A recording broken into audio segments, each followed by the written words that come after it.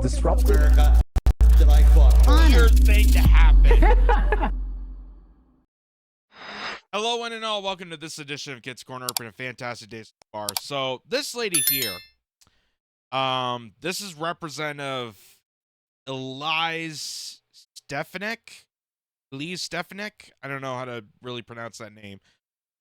Supposedly, according to her website here, she's the congresswoman proudly serving New York's 21st district and is a House Republican conference chair. Anyway, she's a representative from New York.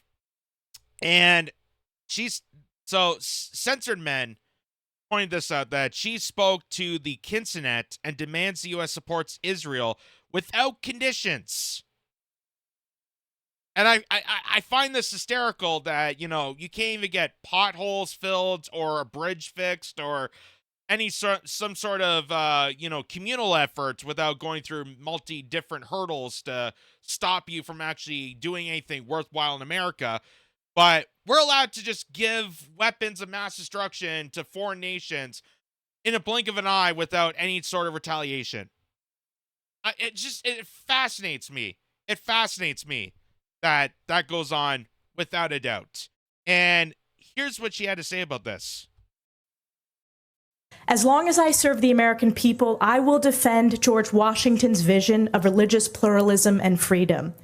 Today, folks, I may be a simple Canadian, and I'm not American, so I can't really speak upon this, but I'm pretty sure your founding fathers, when they fought and died and served to establish the United States, wasn't imagining 100 years from now that we would send all the resources of America to an even corrupter nation so that they could fight people that they want to fight. I don't think that's the vision of George Washington's America.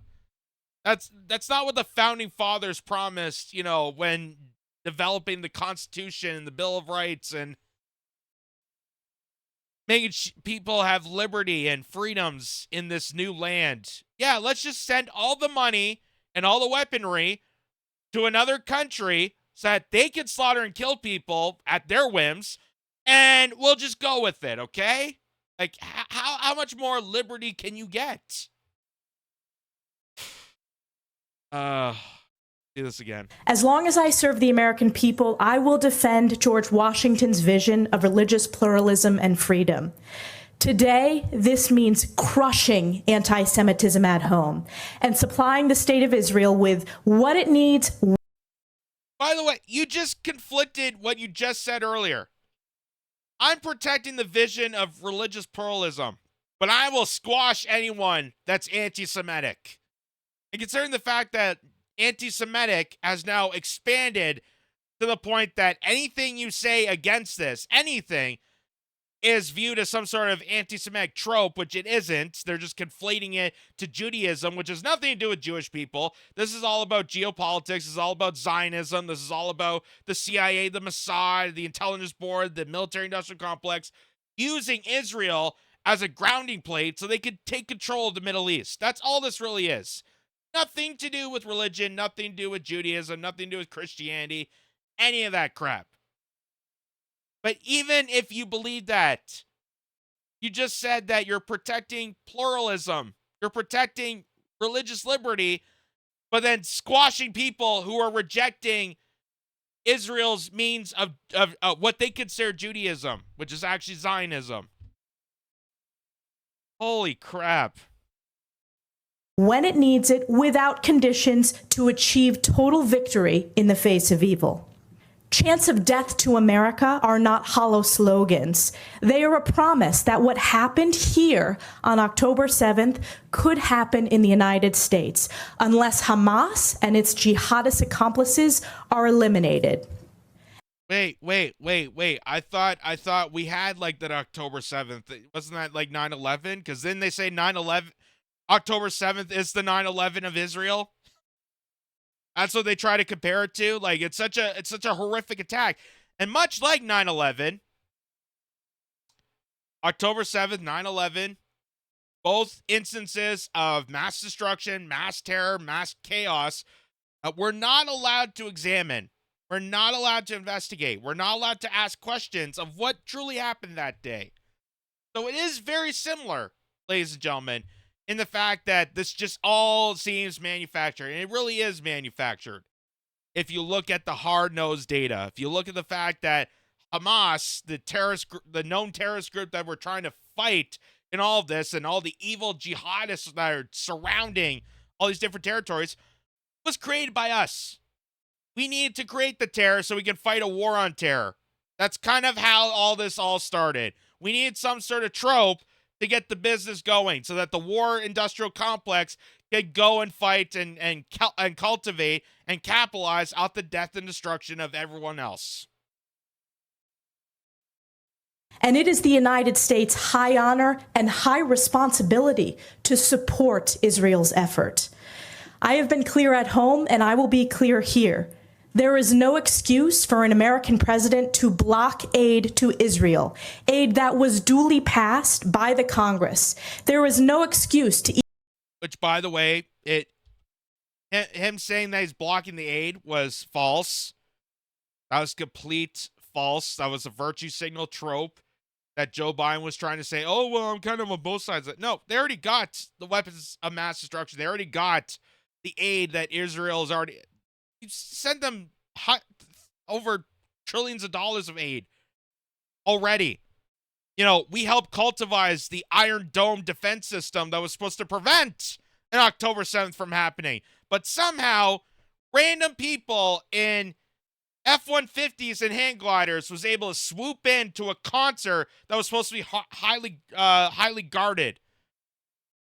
Again, we're not allowed to ask that, because if I ask that, that's apparently anti-Semitic, even though I'd not mentioned a single thing about any religion whatsoever. This is not, again, nothing to do with religion.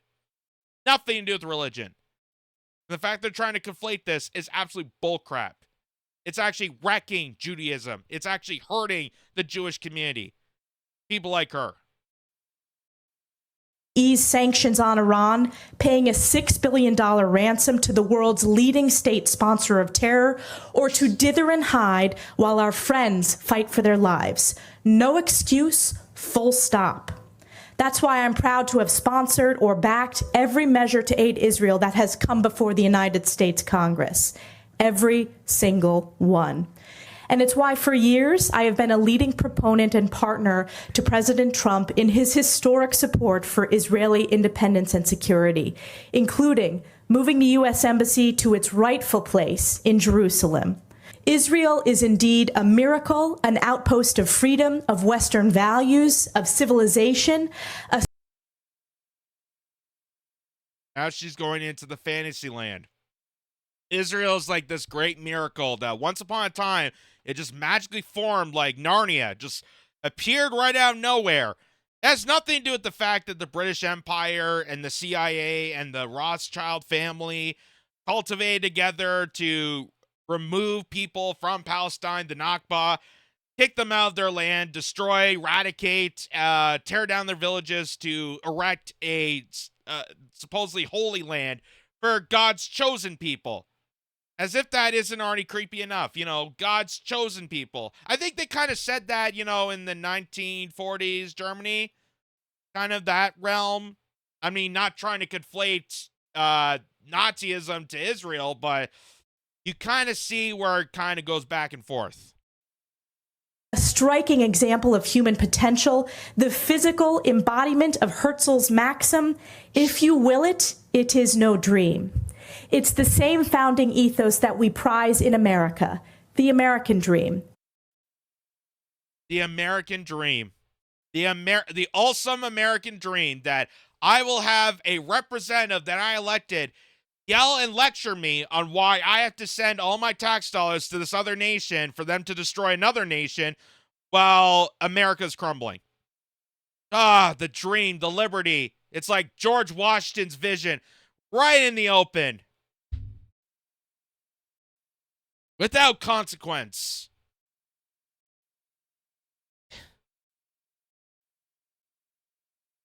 You know, it's literally just amazing that for many years, I didn't really know much about this territory. I didn't know much about, the Middle East conflict. I know they've been fighting for years, but that was just, I always thought it was just because, again, the whole religious aspect that, oh, it's, one versus the other. And you know how religions always fight each other. That's always constant, no matter what side of faith you are on. But it's amazing that the minute I heard about October 7th, the minute I took a minute to investigate and research and read about the formation of Israel, makes this all so clear.